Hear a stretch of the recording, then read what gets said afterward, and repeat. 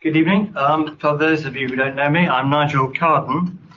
I work in this building as the Deputy Chairman of the Managers of the UK P&I Club. So this is my daytime place. But I also serve on the Council of the London Shipping Law Centre. And Aleka, who is not able to be here this evening, she is in Miami, asked that I stand in for her. Just say a few words to kick us off and at the end again. In fact, we hosted a London Shipping Law Centre seminar on limitation in this building about 5 years ago, I think now. And it's an appropriate place because as insurers, it's quite important to us, limitation. As you know, we buy reinsurance for our larger liabilities. I think we've got somebody from the market here. And without the assumption of limitation being available for ship owners, I'm sure the scope and the price would be not what it is today. Anyway, Aleka is in Miami. She obviously wants more hot air even than we will have here this evening. And it's my task on her behalf and on behalf of London Shipping Law Centre to welcome you all here, both in the room, and I gather we have quite a lot of people online as well. And apologies for the technical difficulties as we got going. I will introduce Kieran, who is our chair for this evening. I'll just say a few words about you, Kieran, and then I'll leave you to look after everything until the end, if I may. So Kieran, for those of you who don't know her already, most of you probably do, is an English qualified solicitor. She's the principal legal director at the International Chamber of Shipping, responsible for their legal team, advising all the member associations on legal insurance and related matters. And of course, she's been very well known to the international group for many, many years. She represents ICS at IMO, at the UN, other UN bodies, and her work, I understand, is currently focused on a new UN Convention for biodiversity, also promoting fair treatment of seafarers, and also the subject that we're going to hear about this evening. So I'll turn it over to you.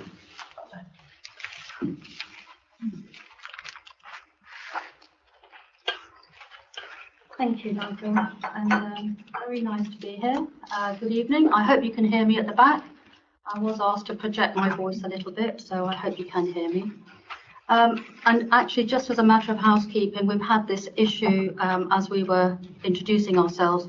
But if everyone who's online, if you could please mute your microphone, that would be great, because we're getting the sounds here. So if you don't want us to hear you, please mute yourselves. Thank you very much. So, good evening and welcome to our session on the subject of unified interpretation. Thank you for the introduction, Nigel, so I'll skip that part. ICS represents ship owners at all international regulatory fora, and for the legal department, we are particularly concerned with ship owners' liabilities. And that is actually the matter that we're going to be discussing today. We're going to be talking about ship owners' liabilities for pollution and the compensation that they have to provide in consequence, and this is pollution from ships. We are here in particular to discuss the groundbreaking agreement, if that's not putting it too highly, which was agreed at the IMO in 2021, and that is a unified interpretation for the test to break ship owners' right to limit liability under the international conventions which have been adopted at the IMO.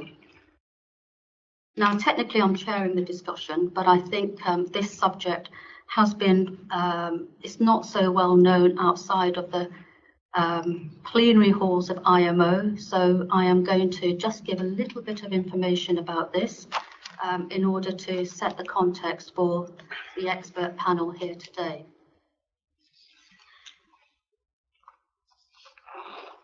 So I'm going to start with first, what is a unified interpretation?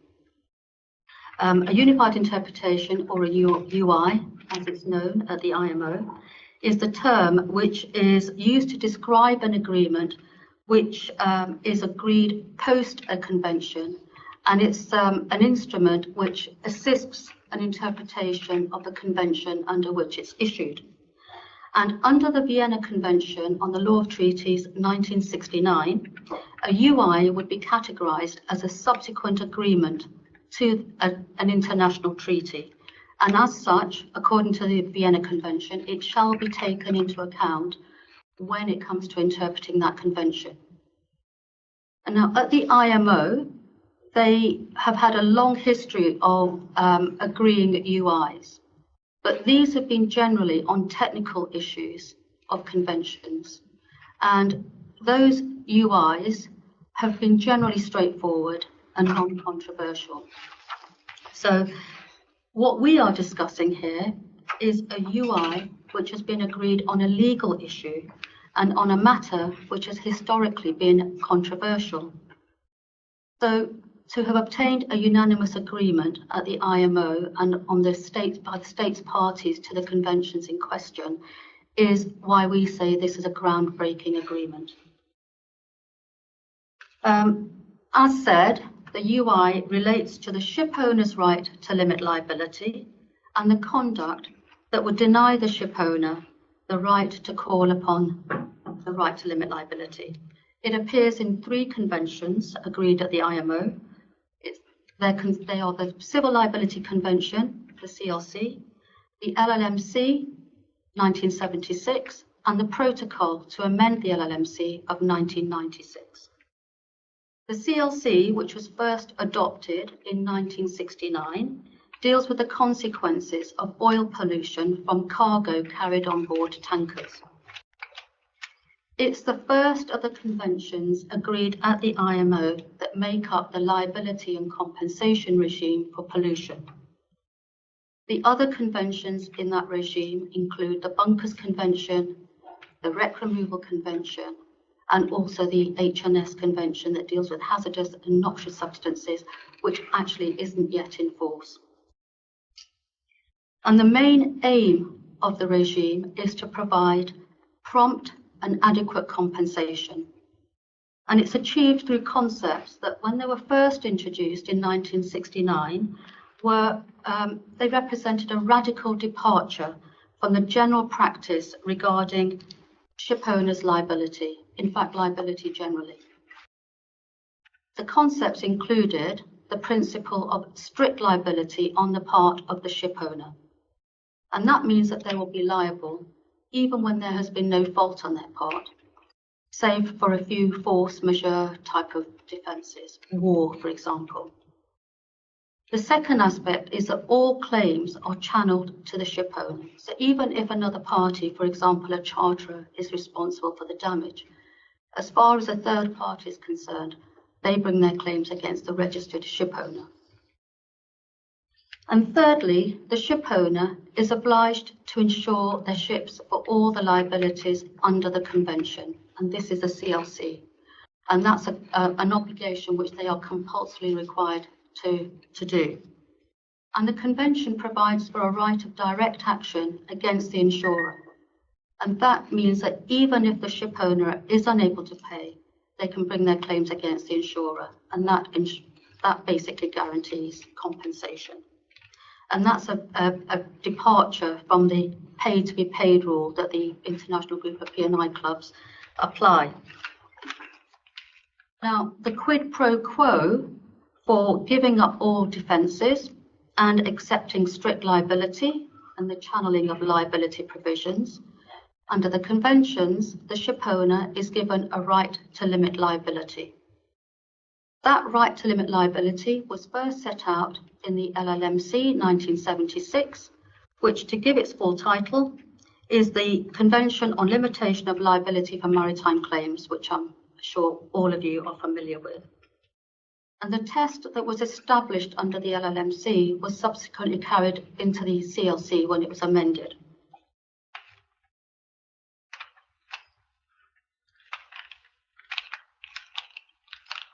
The limit of liability is fundamentally important to ship owners, And that's not only to balance out the increased range of liabilities which they have agreed, as I've just described, but actually it's also to ensure that they can obtain insurance at reasonably commercial rates. And as we know, insurers need certainty as to their ultimate financial liability if they're to be encouraged to insure the risk or to continue to insure the risk. But what we have seen in recent years is that this principle of the shipowner's right to limit liability has been under attack. And there are many cases to illustrate this, but I'm going to focus on the high-profile case of the Prestige.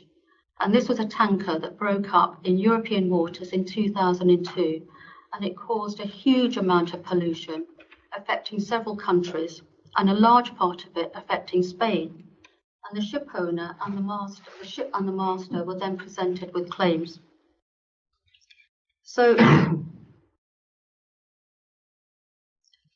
in 2016, the Spanish Supreme Court issued its decision. So the claims went up all the way through the Spanish legal process, ended up at the Supreme Court, and a decision was issued in 2016.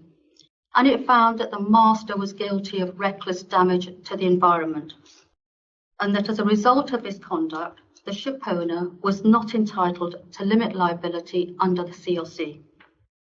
And this decision was used by the Spanish government to claim against the shipowner for enormous amounts in excess of the CLC limit.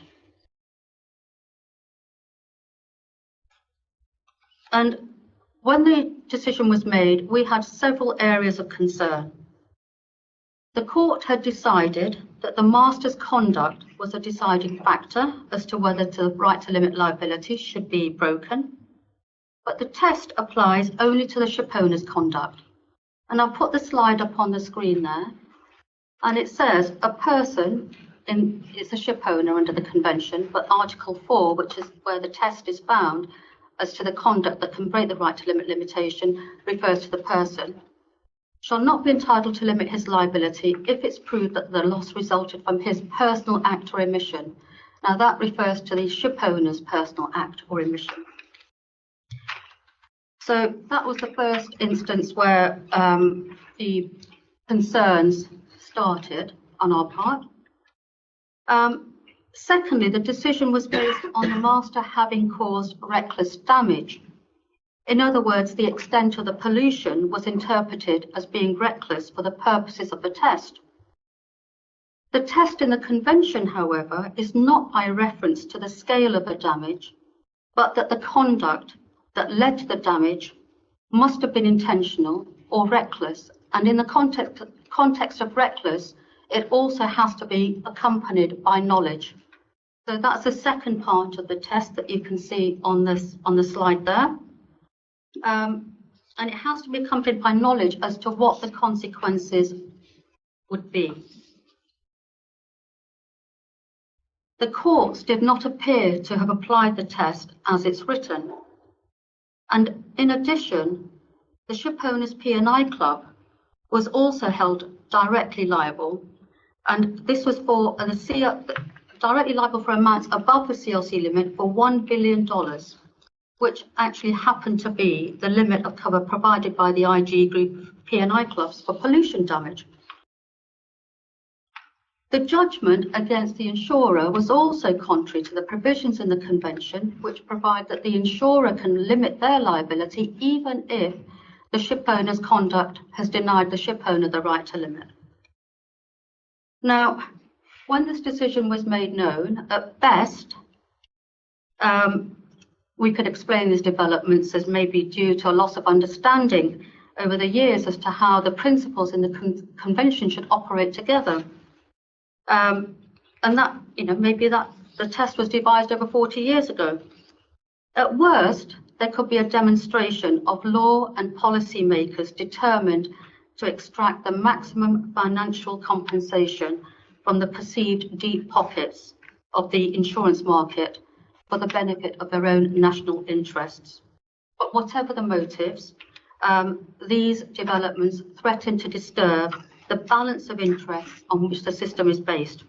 And we knew that we were close to a tipping point which could threaten the very existence of a system. So we had to decide within ICS and the International Group of P&I Clubs what we could do as an industry to protect the system and to encourage the courts to apply the test as drafted and as intended. But to do that, we knew that we had to address the perception that a right to limit liability was unfair and outdated. And so we started to investigate. We looked at the record of negotiations, the travaux préparatoires, that had led to the test being developed in the LLMC 76. And what we discovered was that the drafters of the test actually completely had recognized the importance of insurance in the compensation system. And they recognized that a limit of liability, which was virtually unbreakable, was absolutely necessary and important to include in order to ensure the availability of insurance. And that's why the test is framed as it is. It's not to allow simple negligence or gross negligence. It has to be either intentional conduct or reckless conduct plus knowledge as to what the consequences would be. Now, because this understanding wasn't included in the prestige, it was clear that it needed to be reminded to all stakeholders, to state parties, to governments, and to national courts. And we thought that this might be achieved through a resolution of the IMO Assembly, or even better, a resolution of the states parties to the convention.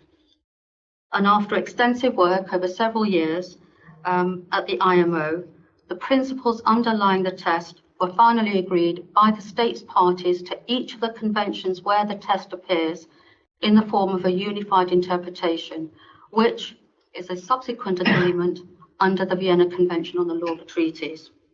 And it affirms that the test for breaking the right to limit liability is virtually unbreakable. So that's the background that I was going to just give to you before I hand over to our panel. Our first speaker, David, you can get yourself a glass of water. David's going to explain the process that led to the development of the UI and its adoption. And our second speaker, Professor Dr. Dieter Schwamper, he's going to explain what this UI will mean for ship owners and for you, the practitioners and insurers, when a case of ship source pollution comes up and an attempt is made to break the ship owner's right to limit liability. I think what we'll do is, once we've heard from David and from Dieter, we'll open the floor up for questions. And I think if those who are online can actually put your questions in the chat line, that will be very helpful.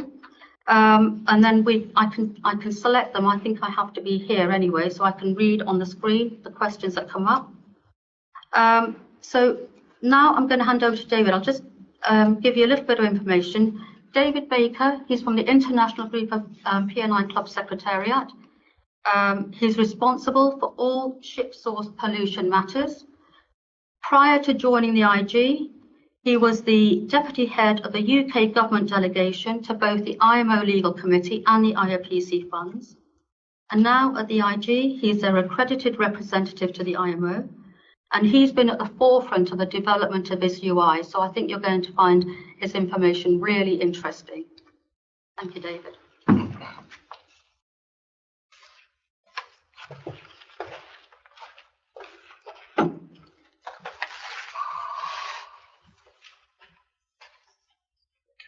Excellent. There we go. Okay, thank you, Kieran. Good evening, everybody. Thank you, Kieran, for the introduction. Thank you also for the scene setting. So in my presentation, I'm going to be talking about the journey of the unified interpretation wording from its start through to its conclusion in December 2021. I'm not going to be talking about the wording of the unified interpretation itself. I'm going to leave that to Dieter to do. It's going to be an incredibly quick run through, because as you'll see from my presentation, the UI wording work was actually 6 years in the making. And it started off with this presentation to the IPC funds back in March 2016. So just a few months after the Spanish Supreme Court ruling that Kieran mentioned in the Prestige that we had such concerns with, the international group tabled this submission to the March 2016 session of the IPC funds. And at the time, our concerns with the ruling were twofold. One, the adverse impact that that ruling could have on the recruitment of seafarers. And two, as Kieran mentioned, the finding of the ruling that the club in the Prestige case, which was the London club, was to be held liable above the CLC limit, which was 22.8 million euros, and up to the limit of club cover, which for oil pollution liabilities was $1 billion US, as Kieran had mentioned. The reason why we raised our initial concerns in the IOPC fund and not in the IMO, because there was no agenda item on the agenda of the IMO legal committee at the time under which we could raise it. And also because the Prestige case was on the agenda of the IOPC fund executive committee, because in 2016 it was a live case, and as most of you will know, it's still a live case in January 2023. So initially raising it in the IOPC fund, our concerns with that Spanish Supreme Court ruling, it allowed us to socialise the issue and also to gauge the reaction of states in relation to what we were saying was such concerning to the P&I industry. We then move on to this submission to the IPC fund meeting that took place after that March 2016 meeting. It's another submission from the international group of P&I clubs following an appeal against that Spanish Supreme Court judgment of January in that year, and where we as the international group, we had refined our concerns to the insurance aspects of that ruling and where we felt it was inconsistent with CLC. I think it's fair to say at that meeting and the previous one, there was considerable debate amongst government delegations in response to our submissions. And if I recall correctly, at this IPC fund meeting, the public prosecutor in the Prestige case in Spain actually turned up to the session, and that resulted in some interesting debate on the floor itself between ourselves and that public prosecutor.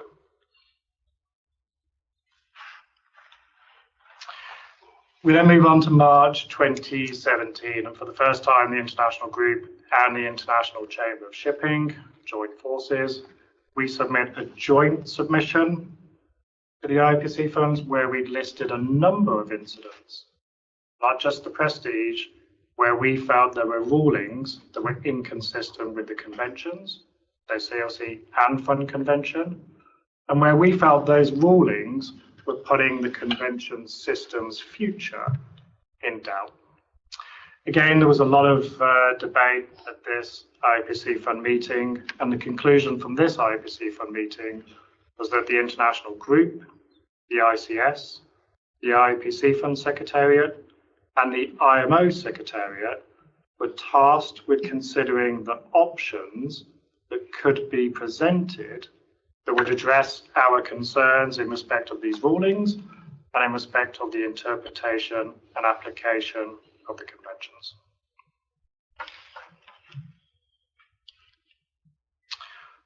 So that resulted in this submission, the October 2017 session of the IPC funds, and that came from the Secretariat of the IPC funds. I promise you this is the last submission to an IPC fund meeting I'm going to put up on this presentation. And it was at this session and in this submission where a number of options were presented to address our concerns stemming from the Spanish Supreme Court judgment of January 2016 in the Prestige case. I think it's fair to say at this meeting and the preceding ones as well that the Spanish and French government delegations were not particularly positive about any of these discussions taking place at all. Be that as it may though, Some 18 months on from the first submission that we tabled expressing concern, and 20 months on from the Spanish Supreme Court ruling itself, we were fairly happy with the progress that had been made. It might look as though there hadn't been progress, but we'd had 18 months of socialising the discussions and raising our concerns. We generated significant airtime in the meetings of the IPC funds in relation to that particular judgment. At this point in time, it was now a matter for the IPC funds to decide whether to take our concerns forward or whether not to do so and to leave it there.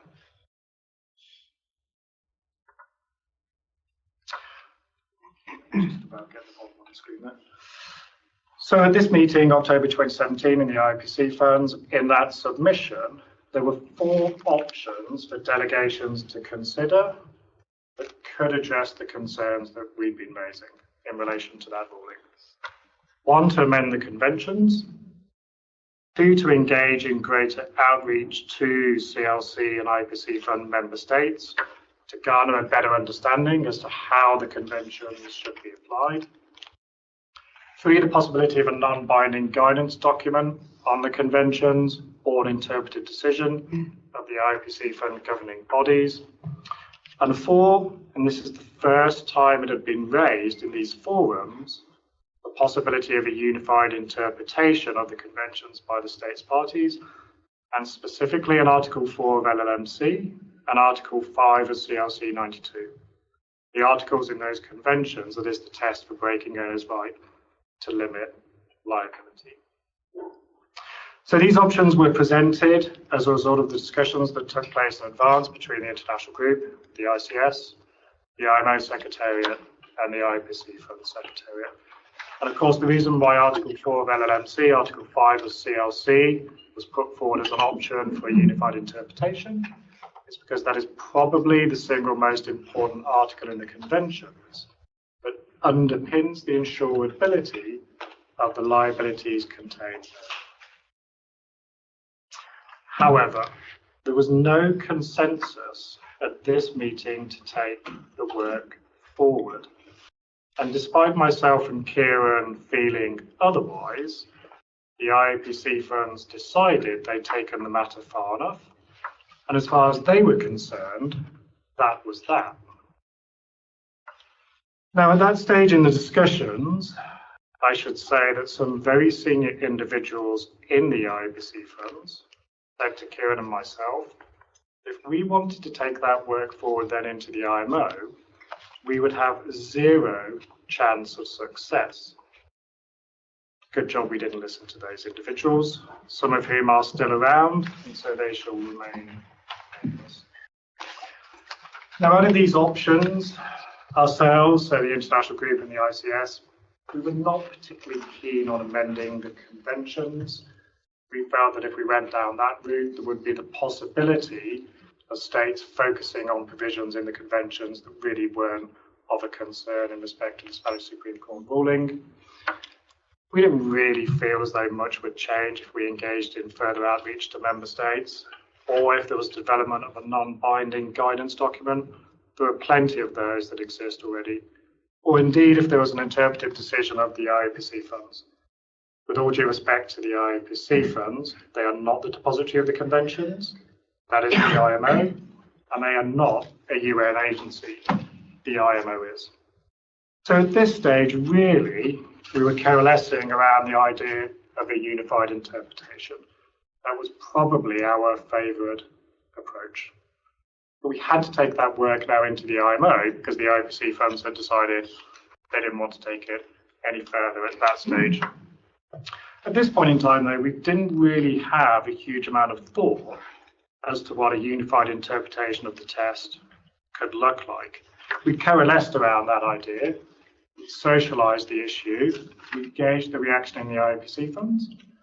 That was the right thing to do at the time over that period. But now we needed to decide if we were going to take this into the IMO. What was it that the unified interpretation of the test for breaking owner's right to limit liability could look like?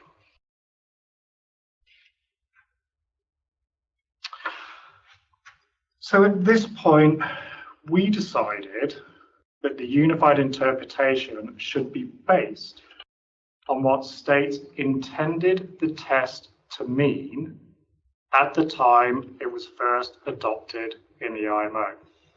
And as Kieran mentioned, that was the 1976 LLMC Convention. And so almost immediately after that IAPC fund meeting, we tasked Colin de la Rue, who many of you will know, ex-partner at Insinco, with reviewing the travaux preparatoires of the 1976 LLMC Convention Diplomatic Conference. Colin did a huge amount of work undertaking that review. And as it happened, the travaux preparatoires helpfully identified a set of key principles that set out what states intended the test in Article 4 of LLMC to mean at the time it was first adopted in that LLMC convention in 1976. Now, I'm not going to go into those key principles that were set out in the travaux preparatoires. I've blurred them out on the screen here. Dieter's going to be doing that in his presentation, and I absolutely do not want to steal Dieter's thunder.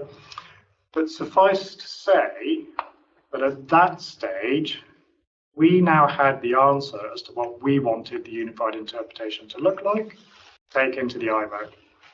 We knew that we wanted it to be based, and it was the right thing to do, to be based on what states intended the wording to mean at the time it was adopted in 1976 in the LLMC Convention. So armed with that knowledge, we were now ready to take it into the IMO, and specifically into the IMO Legal Committee, which is the committee of the IMO, which has responsibility for the liability, limitation, and compensation conventions.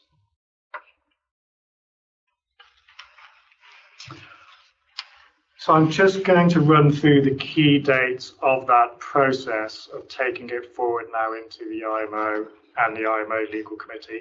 And it really is going to be an incredibly quick run through. I'm going to overlook a huge amount of work that had to be undertaken, all the lobbying of states that we did and other delegations did to get from the starting point through to the end point in December 2021. All of that work, the lobbying, it really is a presentation in its own right.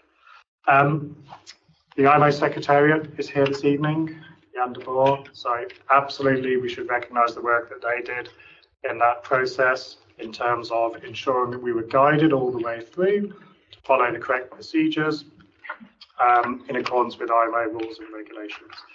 A lot of the work the IMO Secretariat does goes unnoticed, but it absolutely should be recognised. So we first had to get a new work output to develop a unified interpretation onto the agenda of the IMO Legal Committee. Without that agreement, we would have fallen at the first hurdle, and that would have been absolutely that within the IMO and the end of the discussions. So we tabled a submission to the 106th session of the IMO Legal Committee in March 2019 with Greece and Marshall Islands, proposing that the Legal Committee should agree to a new work output on its agenda to develop a unified interpretation on the test. Thankfully, Leg 106 agreed in March 2019 and with a 2-year timeframe for completion of the work.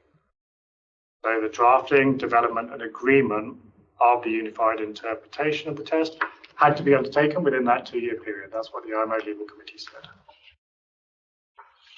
So once we'd reached that achievement at Leg 106 in March 2019, and in order to now start the process of what the UI would look like, we presented a proposal to Leg 107 in March 2020 that set out that the unified interpretation should be developed based on what states intended the test to mean at the time it was first adopted. And of course, we already knew what states intended the test to mean because we'd undertaken that work through the review of the travaux preparatoires of the 76 LLMC Convention. So a submission was presented to Leg 107 in March 2020 with Canada, Greece, Italy, Malta and Poland, proposing that based on those findings from that review, the UI should be drafted and developed in that manner. Thankfully, Leg 107 agreed at that March 2020 session, and it agreed to establish a correspondence group to work between that meeting and the next legal committee meeting in July 2021 to draft the wording of the UI on that basis and to come forward with a recommendation for the vehicle by which the UI should be adopted. That correspondence group was coordinated by the Government of Georgia. We participated in that correspondence group, the international group and the ICS, alongside many other delegations. That correspondence group submitted the draft UI wording based on those principles from the Travaux, the Leg 108 meeting in July 2021, along with a recommendation that they should be adopted by means of an IMO Assembly resolution. And the draft accompanying IMO Assembly resolution was also developed by that correspondence group and submitted to that legal committee meeting. So the UI, the proposal was the UI would be included in an IMO Assembly resolution, or resolutions, actually. So at Leg 108 in July 2021, a drafting group was then established in the margins of that legal committee meeting to finalise the wording of the UI, finalise the wording of the accompanying IMO Assembly resolution. The drafting group was coordinated by Georgia. We participated in it. It submitted the wordings to the plenary session at legal committee. That session, Leg 108 agreed them, signed them off, and sent them to the IMO Assembly meeting in December of that year for final adoption. That's where they were agreed, December 2021, the IMO Assembly meeting, and they were circulated shortly thereafter by the IMO Secretary General. Happily for us, 2021 was an IMO Assembly year. The IMO Assembly only meets once every 2 years, not every year.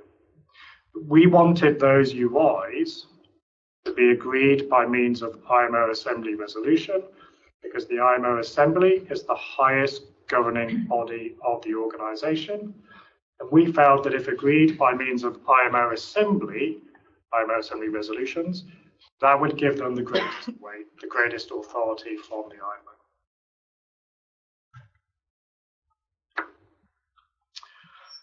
These are the 3 Assembly resolutions. The cover pages, apologies, they're very blurry on the screen. Each of those resolutions contains the UI wording that Dieter's going to run through, exactly the same wording. The reason why there were 3 resolutions is because, as Kieran mentioned, we had to have one for each of the IMO conventions that contains the test for breaking the owner's right to limit liability, one for CLC, one for LLMC 76, and one for LLMC 96. Now, as I said, I'm not going to run through the wording of them. I'm going to leave that to Dieter. But suffice to say that those UIs contains almost exactly the key principles that we'd identified from the review of the Travaux of the 1976 LLMC Convention Diplomatic Conference, and exactly what states intended the wording in the test to mean at the time it was first adopted in the IMO. Just one point, though, on the Assembly resolution wording before I summarise and hand over to Dieter. Apologies if this is too much text on the screen, but I'll just run through it very quickly. So the paragraph at the top is the clause from the Assembly resolutions that references the Vienna Convention on the law of treaties. We were very keen to have reference to the Vienna Convention on the law of treaties in the Assembly resolutions that contains the UIs, so that they would be seen as subsequent agreement of the parties as per Article 31.3a of the Vienna Convention, and that would give them their binding nature. Now, the paragraph at the bottom of the screen is taken from an ICJ ruling, though, of 2014, that we were very aware of towards the end of the negotiations on the UI on the test. Because that ICJ ruling found that resolutions of the International Whaling Commission could not be considered as subsequent agreement or subsequent practice of the parties under the Vienna Convention if they had been adopted without the support of all states parties. So a lot of work was undertaken behind the scenes to try to ensure that no state spoke out in opposition of the UIs on the tests when they were adopted at the IMO Assembly meeting. Thankfully for us, nobody did speak out in opposition at the IMO Assembly when they were adopted in December 2021.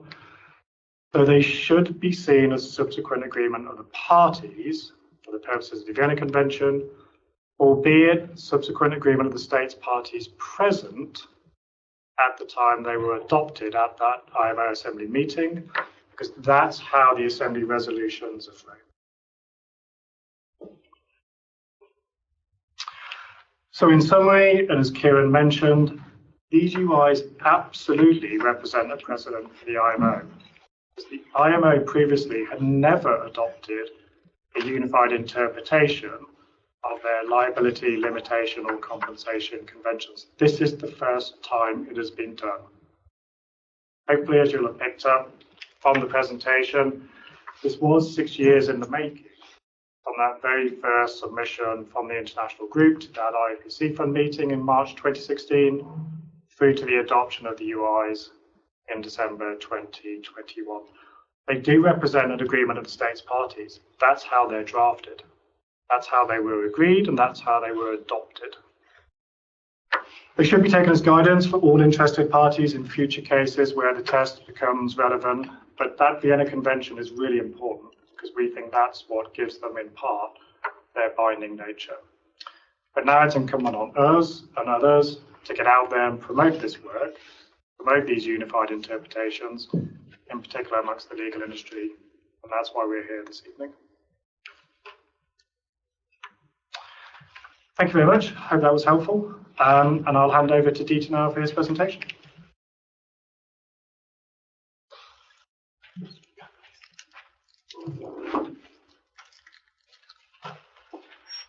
Thank you, David. I think I'll just introduce Professor Dr. Dieter Schramper. I'm sure he's known to many of you here. He's a senior insurance partner at the law firm Arnica Sibeth Doubelstein. He has more than 37 years of legal and practical experience, specializing in major casualty work, and he's the author of numerous publications on those subjects. He's also a professor of law at Hamburg University, where he teaches transport and marine insurance law, and he's president of the German Maritime Law Association and vice president of the Comité Maritime International, the CMI, and he's also chair of the International Working Group on Unified Interpretations, which is what we are discussing today, and he represented CMI at the 108th session of the Legal Committee of the IMO, which is, I think, where we agreed in December 2021. And I think we're very lucky to have him here today. He's come all the way from Hamburg. So over to you, Dieter. Thank you. Thank you very much, Kieran, and good evening, everyone. It's a pleasure to be here and present to you the content of the Unified Interpretations, the making of which has been so elaborately explained by David and Kieran. Allow me a few words on my firm. We are a national German law firm with some 150 lawyers. We have a large practice group on maritime law with 28 lawyers, and with that, we believe we are the largest continental, we don't talk about London, continental law firm in the maritime field. And I'm practicing in maritime and marine insurance. This has been on the screen already, but I want to put it back on the screen, and you see the order is slightly different from what Kieran said and also what from David said, because I start with the LLMC, not with the CLC, and for a good reason. I know that money sits in CLC cases. That's where really the big judgments made. So, as I said, the big money sits with the CLC cases, obviously, because if you have a major pollution, this is where the huge verdicts are made. But from my legal practice, much more cases deal in the or run in the LLMC cases. LLMC, as you know, covers liability, limitation of liability for maritime claims as defined in Article 2 of LLMC. And that is basically everything which results from the operation of a ship. It can be contractual claims, it can be non-contractual claims, and that is where much more cases come up than in the CLC cases. Had it been on the screen, you would now be able to see that the wording is almost identical. Almost identical. The major difference only being that CLC speaks about it has to be proved that the loss resulted from personal act, while the CLC says that the pollution damage resulted from the personal act, and so on. So that's the only reason for this is that CLC only deals with pollution. Otherwise, the wording is identical. And as Kieran mentioned, in the CLC field, this was only introduced after the LLMC was agreed on in 1976. I will not go with you through the unified interpretations in the sequence as they appear in the documents, but I have decided to put them in an order.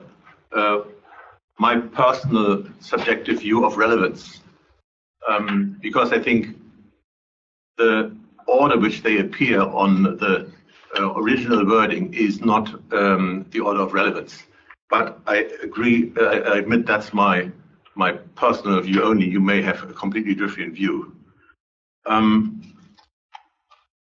first point is that Section 1, subparagraph C of the Unified Interpretations deals with a twofold subjective test. It must be recklessly and with knowledge that such loss would probably result. Two elements of the subjective test. And the first unified interpretation says that these two terms establish a level of culpability that must be met in their combined totality and should not be considered in isolation of each other. I have looked back in my own practice and I've looked up textbooks and whatever I could find from my own jurisdiction, and I must admit that I have not identified any single case or discussion which would have required such a clarification. But that might just be the standard and the state of German law in this area. There may be jurisdictions where this particular issue has come up. In my jurisdiction, it has never come up. It was always, I think it is always out of dispute that it's a twofold test, and at least in Germany, no one ever has tried to gain an advantage of not looking at them in their combined totality, but in treating them and addressing them separately. This goes to the core, obviously, of the convention. Whom do we look at? Do we only look at the ship owner, or can we look on any other person and then say, well, the ship owner is responsible for that person, and that means if that person acted recklessly and with knowledge that such damage would probably arise, then that qualifies as a severe fault of the ship owner himself. One would have thought that there shouldn't be too much debate on it, because the convention in Article 4 says his personal act, and it's talking about the ship owner and his personal act. So there shouldn't be too much discussion about this, but Kieran and David had referred to the Prestige case and numerous other cases from the CLC area where apparently that was not taken as serious as the convention wording actually says. There seems to be an increasing relevance to look on other persons, especially the master, and the Prestige case obviously is the prime example.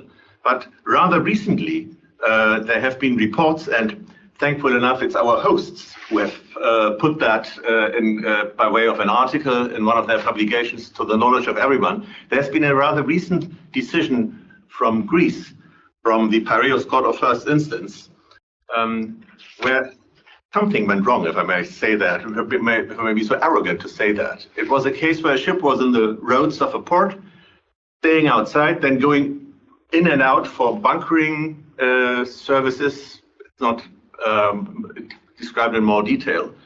And then finally went to a place in the roads in the anchorage, which had been designed by the Greek Coast Guard. Unfortunately, there was an underwater cable in that area, and the master cut this cable with his anchor when he was anchoring there. The court held that the master was at fault, and in consequence did not allow the ship owner to limit liability. This is, in my view, clearly against the wording of the convention, and it's absolutely clear that it's against the wording of a unified interpretation. And in so far, I have to can only stress what David just has said. This is not just one comment of myself or one of my books, or David in one of his circulars. This is more. This is binding the courts. So the Greek court should have realized that what it did, namely not allowing the ship owner to limit liability for the reason of blaming the master for what he did on board, that this was contrary to the intentions of the convention and was not an acceptable and allowed construction of Article 4 of LLMC. It's a good example of how little the unified interpretations are known. And I can tell you, we have had, the three of us, we have had in just 4 months ago in Antwerp, the 125th anniversary conference of the CMI, and we had a workshop there. Our international working group, in which Kieran and David were members as well, had an open meeting. And there were lots of lawyers sitting there who in their daily practice deal with limitation cases and who admitted that they had never heard of this. And that was 9 months after they had been resolved in the course of the IMO General Assembly. So there's a lot to do. This is why we're here tonight, a lot to do to make this known. Because if people don't know it, if lawyers don't know it, and if they don't plead it in courts, and judges don't know it, it just will pass by. That's the very reason why this is so important.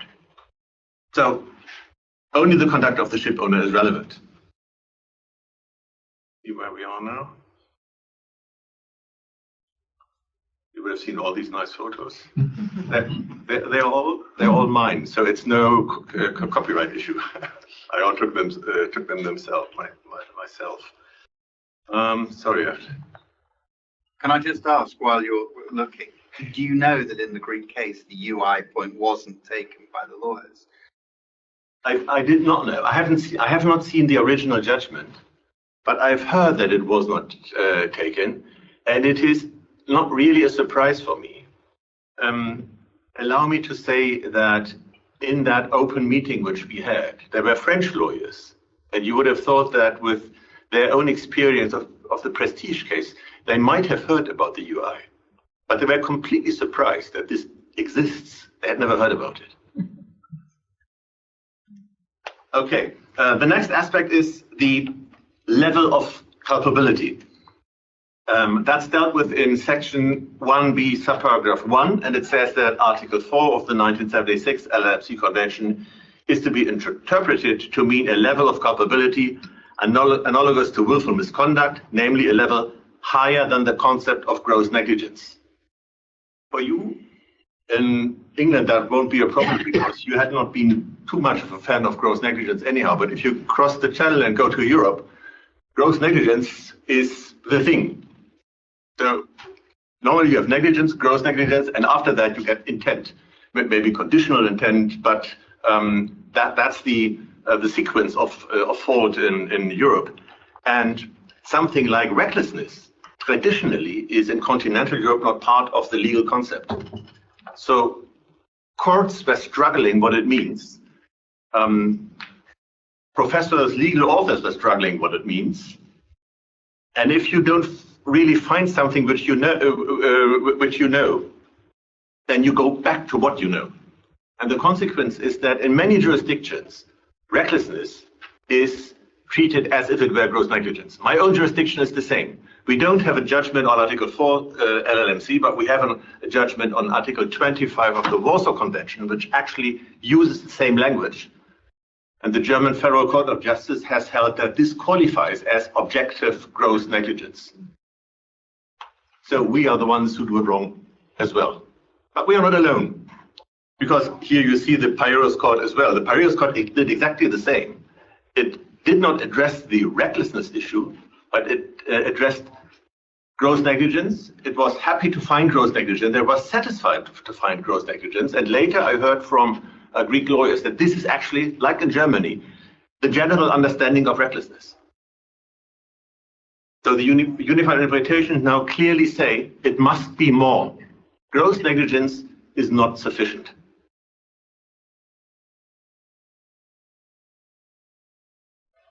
For me, now the fun starts. Now we're getting to the really serious aspects of the unified interpretation. And the first one sounds pretty innocent. It's virtual unbreakability. And the unified interpretation in section 1A sound pretty innocent. Article 4 of the 1976 LSLC Convention is to be interpreted as virtually unbreakable in nature. This means breakable only in very limited circumstances and based on the principle of unbreakability. What does it mean? There are not two alternatives. Either I have limited liability or I have unlimited liability. But I have unlimited liability only in very exceptional, limited circumstances. So the starting point is not A or B, but the starting point is A. And I do have to find very good reasons to accept B, to accept unlimited liability. And when doing so, I have to not only to look on the facts of my case I'm deciding as a judge, but I have to consider, if I allow breaking limitation here, does that mean that in a huge number of cases, limitation will be broken as well, because the circumstances which are in front of me are not so special. They happen every now and then. And if I decide now that this is unlimited liability, then there will be a considerable number of unlimited liability. And that may mean that the principle of unbreakability doesn't exist anymore. So the judge has to look beyond this case. He has to assess what it means generally if he allows, under these circumstances, breaking of limitation. And he has to consider whether this means that the principle is not a principle anymore, but an option only. And the UI say that this is not possible. There must be very limited circumstances which allow unlimited liability. And finally, and this is, in my view, the most important aspect, the UI picks a nexus between loss of insurance cover and the loss of the right to limit. And they express it, I have combined subparagraphs B2 and 3, by saying Article 4 of the 1976 LSLC Convention is to be interpreted a level that would deprive the ship owner of the right to be indemnified under their marine insurance policy.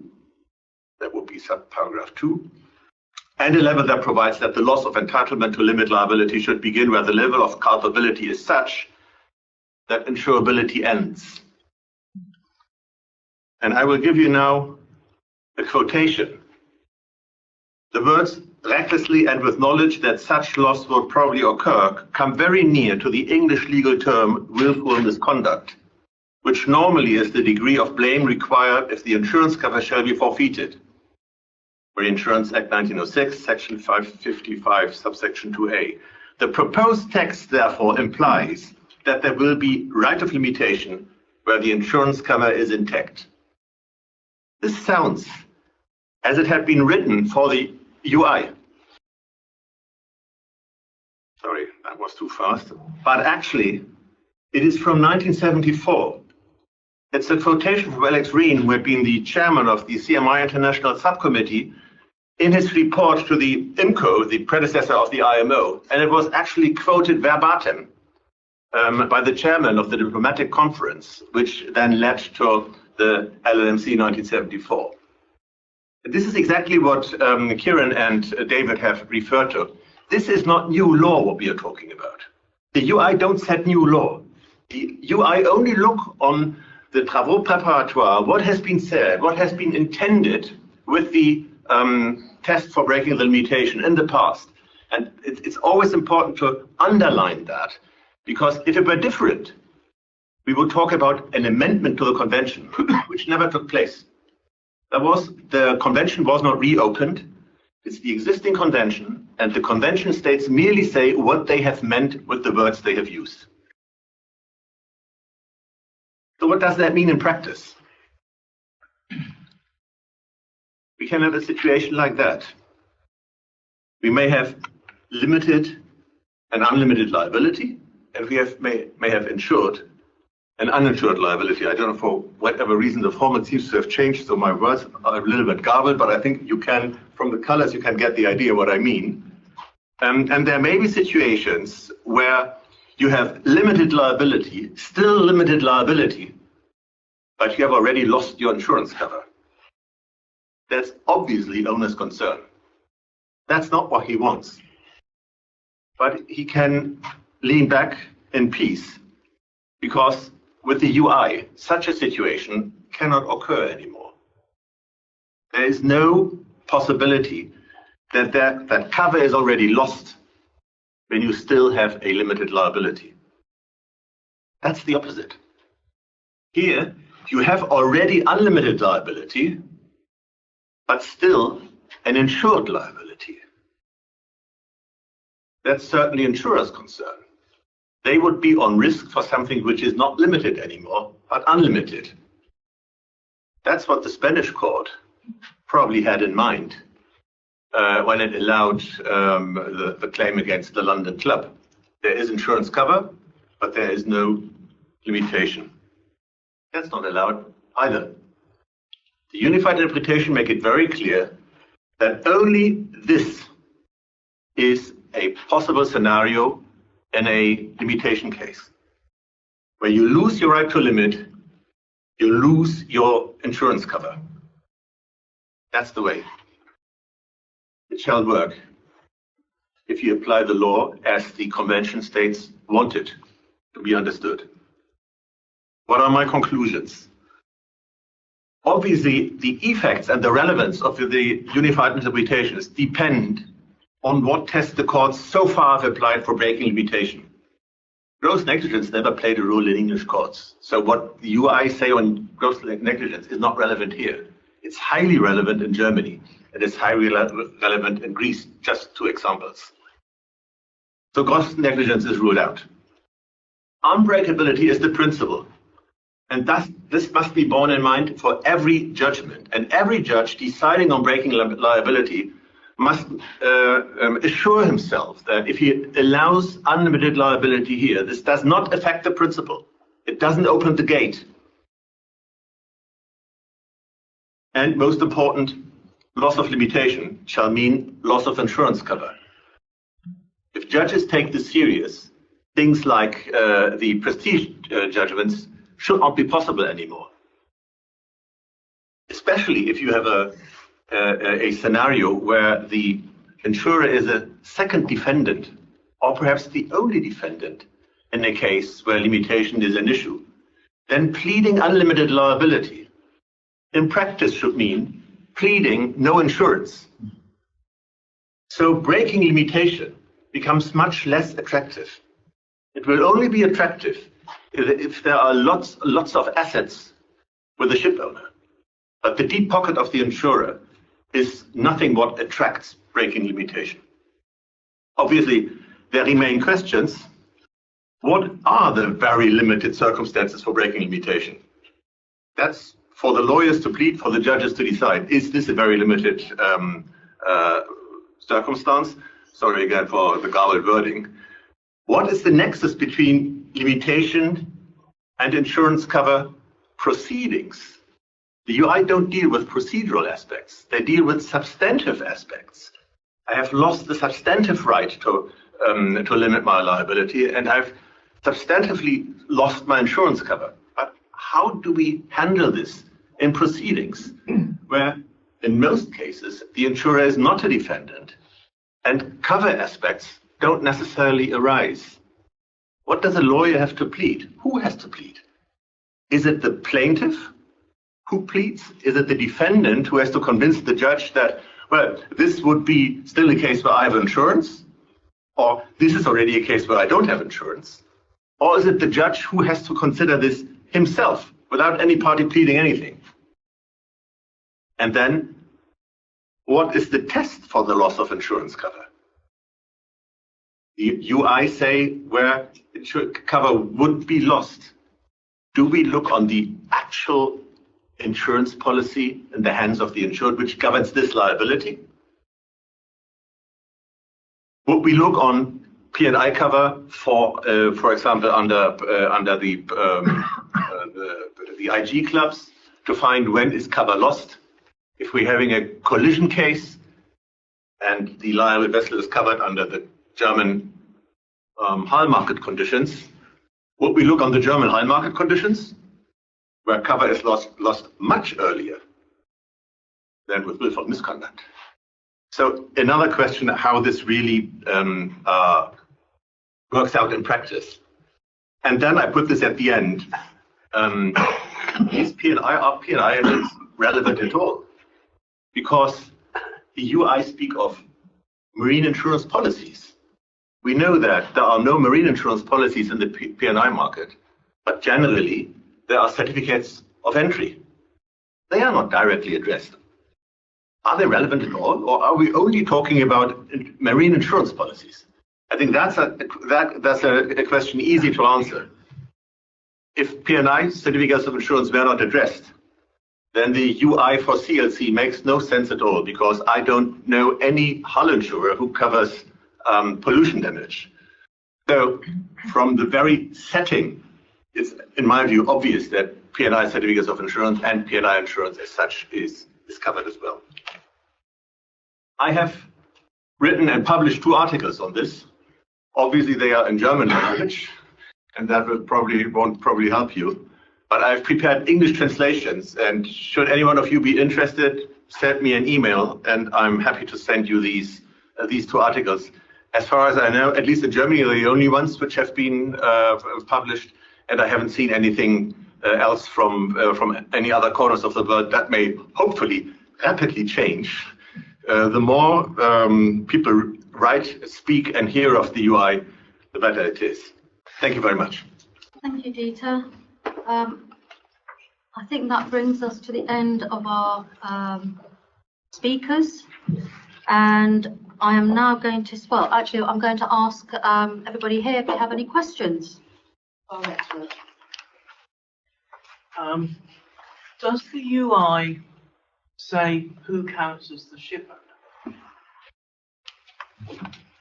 No, it does not. The UI doesn't address that. The convention itself addresses who comes within the meaning of a ship owner, for example, a bareboat operator, but the UI don't address this aspect.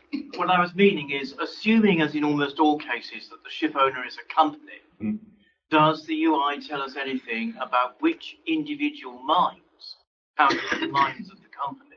No, it does not. It does not.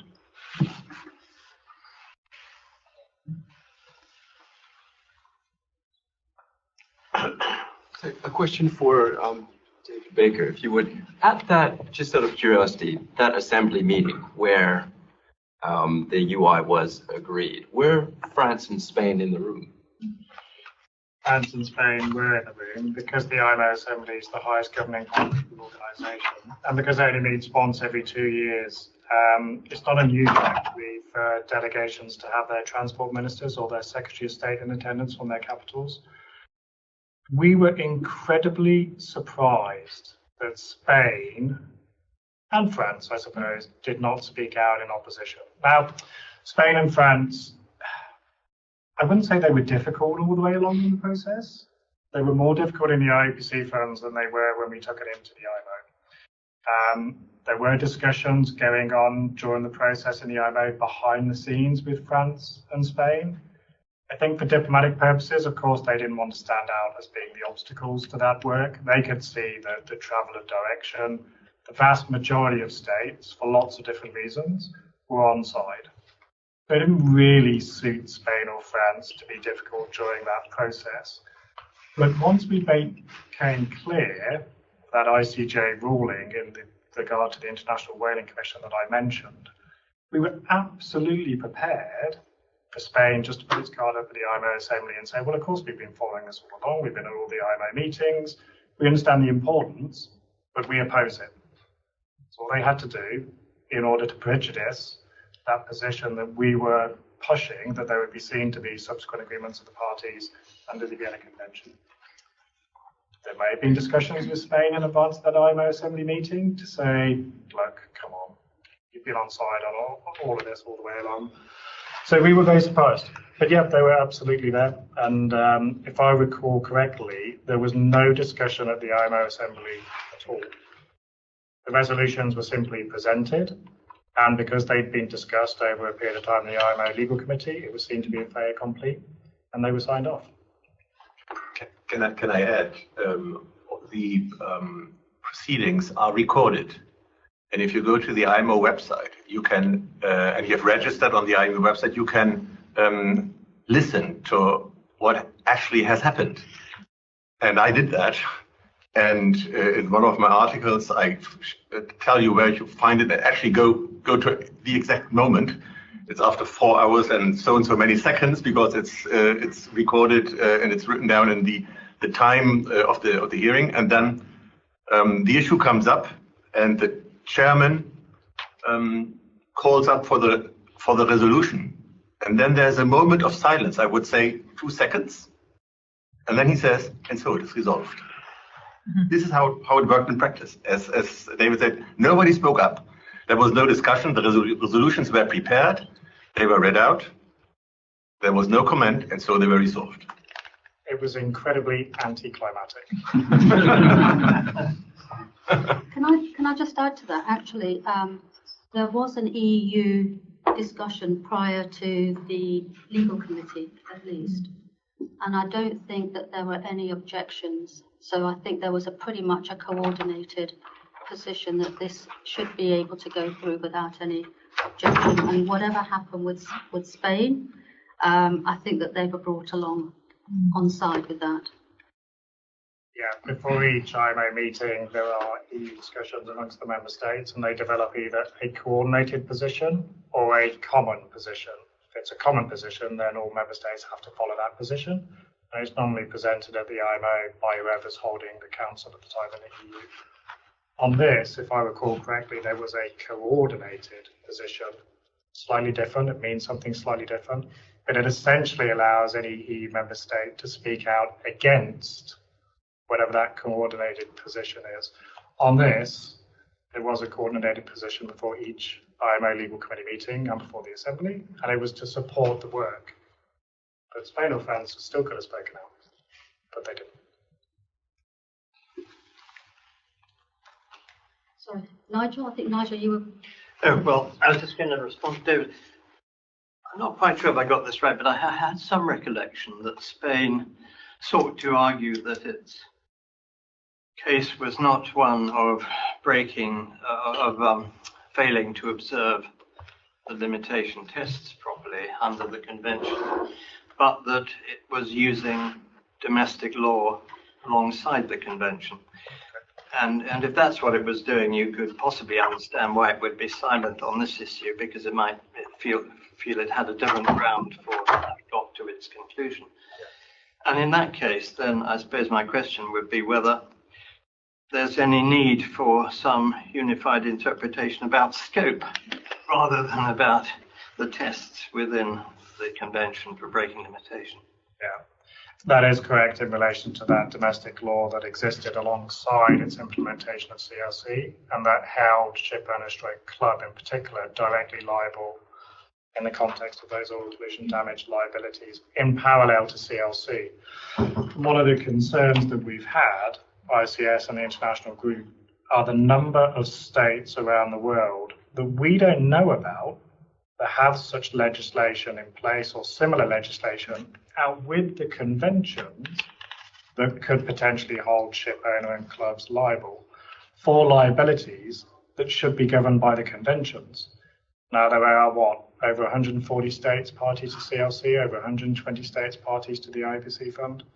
The fund secretariat has started a project to gather the legislation from its member countries to try and get an understanding as to whether there's any inconsistency with the conventions in terms of implementation, or indeed whether any such legislation exists that sits alongside the implementation of those regimes. That is a gigantic task. But you're absolutely right, and it's one that we continue to have concerns about. But it's all about what can you do with the resources and the time that you have. But that one, absolutely, we cannot guarantee that that will not happen again on that basis. It's just, there are lots of known unknowns in that regard, and it is quite troubling. And I just had one other comment that I'll shut up. And it was about the, you emphasized the seriousness of accepting strict liability for a ship owner when we go back to the formation of the conventions and that deal, and in effect giving limitation in exchange for accepting that.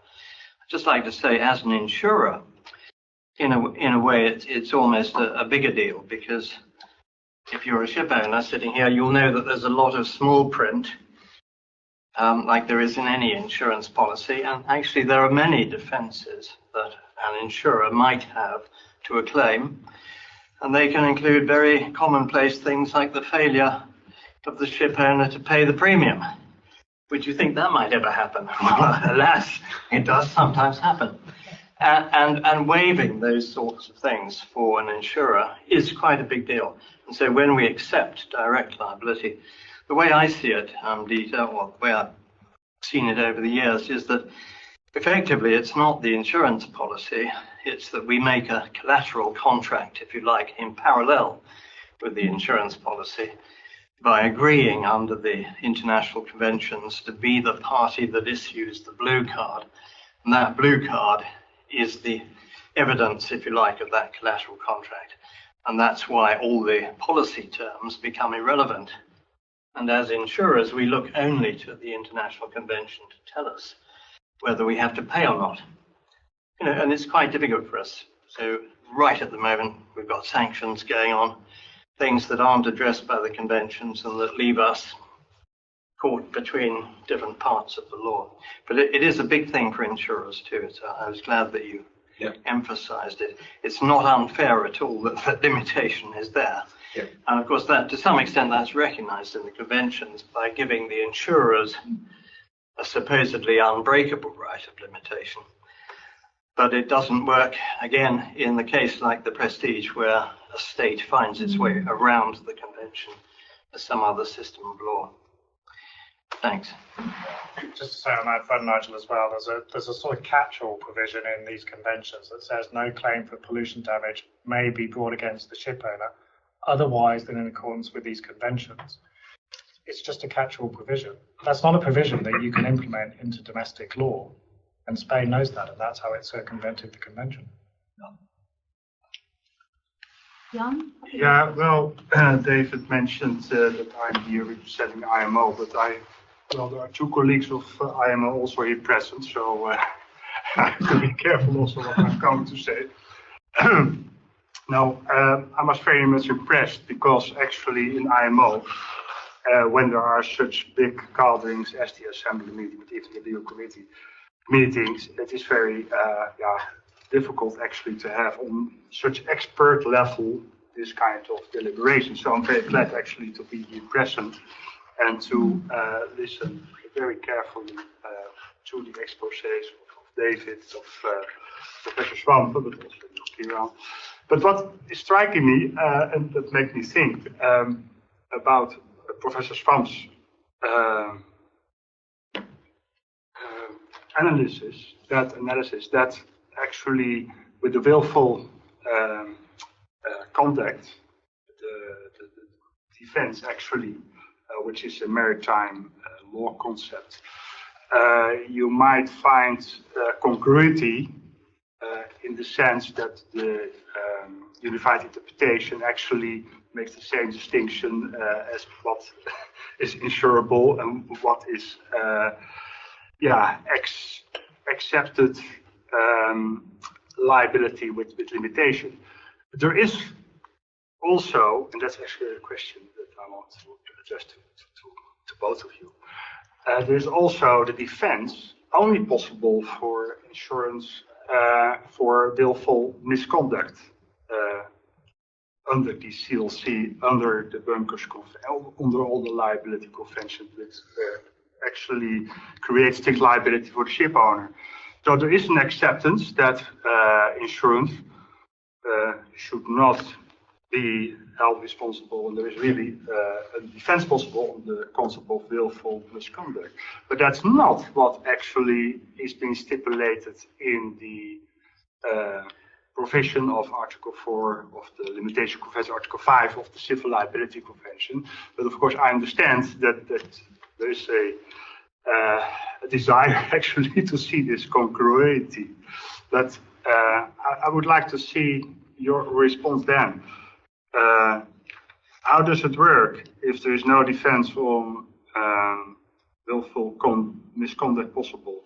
Is there then still liability possible on the basis of the convention for which there is no ship owner actually be held responsible for this, with a limited liability, but for the rest I think so. But how would that work for the insurer? Has that this direct bearing also for the insurer? Okay. You made a good point. Article 4 and Article 5 don't refer to insurance, and they don't refer to willful misconduct. So the question is, where does it come from? It doesn't come from the express wording. And are we still interpreting wording, or are the UI going beyond that? If they went beyond it, they wouldn't be protected by the Vienna Convention. And lawyers and judges could perfectly say that it's a nice idea they had, but this is new law, and new law requires that the convention is amended. The convention has not been amended. This is not an interpretation, so it's not binding under Article 31, subsection 3a of the Vienna Convention.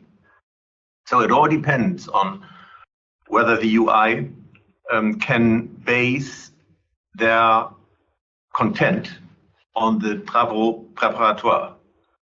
And they really can. I just put you this one quotation from 1974 on the screen. I put it on the screen because it is so directly addressing the issue with the willful misconduct. But there are many other parts Colin LaRue has been referred to. He has been going through all these hundreds of pages. I think it's more than 700 pages of travaux préparatoires. They're actually all on the CMI website. If you want to do some scientific research, you are, and they're all searchable by word, so it's very easily accessible. So there are many other references by people who spoke during the deliberations, which make it very clear that there is a genuine link between limitation and insurance. And there was a lot of debate on whether the system can work, whether the insurance market can provide the cover required for limited liability. Because otherwise, it doesn't make sense making a convention which provides for limited liability, which the market cannot insure. It's nice that you have a law, but if the market can't provide the insurance for it, then it really doesn't matter whether you have a limited or unlimited liability, because you have no cover anyhow. Then it would just be for the real big players who have own huge assets, where you can enforce judgments into. But in a world of single ship companies, well, we get rid of Panamanian bearer shares, but we know how the maritime world is organized. In many cases, there wouldn't be any assets available in a major incident if you had an insurance cover. So this link between limitation and insurance is clearly established in the travaux préparatoires. And that's why it's my firm view that this is actually an interpretation only. The language doesn't say so, but the whole history, years of negotiations of the state parties, make it very clear that this is the real basis for the convention.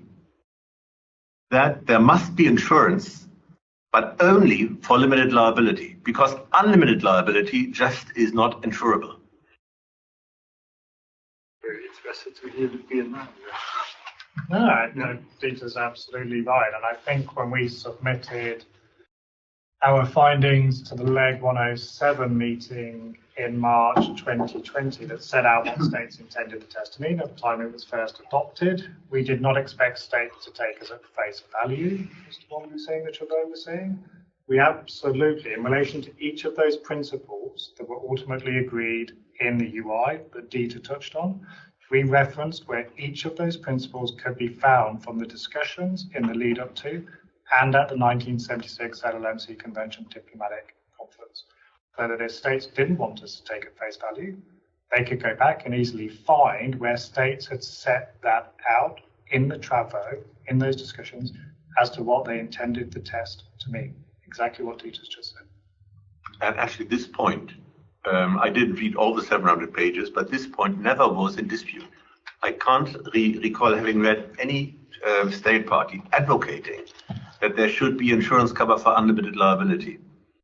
Everybody was realistic enough to see that the market just can't provide that.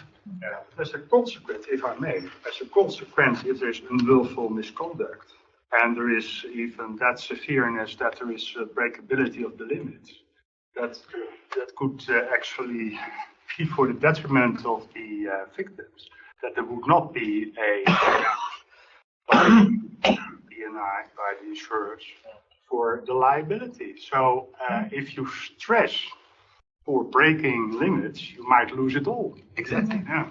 Exactly. That's exactly the point. Yeah. Anyone pleading unlimited liability now should very carefully think whether that's helpful for his client or whether he gets a nice judgment which he can glue to the wall, but his client will suffer because he doesn't get anything. But also in ship source oil pollution damage cases where it's an oil tanker spill, it's also a reason for states, if they haven't done so, to consider implementation of the 2003 Supplementary Fund Protocol that sits above the 1992 Fund Convention and that would allow for levels of compensation up to approximately $1 billion. We shouldn't forget that the Prestige ruling was all about money. And the fact that in relation to what was, in the end, the total overall assessed claim by the IPC Fund and the club, putting aside the ruling at $1 billion, there would still not have been enough money in the pot at the time in the context of CLC Fund. Now, the 2003 Supplementary Fund Protocol hadn't been adopted at the time because the Prestige was 2002. But if it had been in force at the time, it's highly, highly likely it would have been sufficient to cover the overall cost of claims. And so from a ship source oil pollution damage perspective, if it's an oil tanker spill, then absolutely we are saying to states, absolutely for one of the reasons you've just said, you should be looking at implementing the 2003 Supplementary Fund Protocol to give that almost $1 billion worth of compensation to be available to claimants. Of which half is contributed voluntarily by the P&I clubs. So it's a good deal both ways.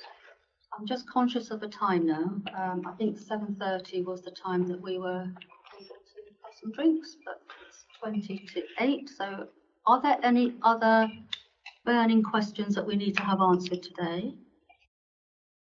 Just to say, I've lost the chat line, but there was one question which is very much the same as yours. Who is the ship owner for the purpose of claims? And I think we've dealt with it. So I think it was Darius who put forward that question, but I'm afraid I've lost it. But I think we've answered it. So we've got an answer. Any other questions? Okay, well, thank you very much. Thank you, David and Dieter. And I I hope that's been useful. And I think actually, all I would say, the call to action, take this UI, have a look at it, really just get it familiar into your firms and make sure that it's well known. If there's another case, God forbid, there shouldn't be, but if there is, at least we will know whichever side of the litigation you're on, you will have a very important tool available for you to help you decide whether the ship owner's right to limit liability should be broken. And I think we've heard today that actually you might be in a lose-lose situation if you decide that. So thank you very much.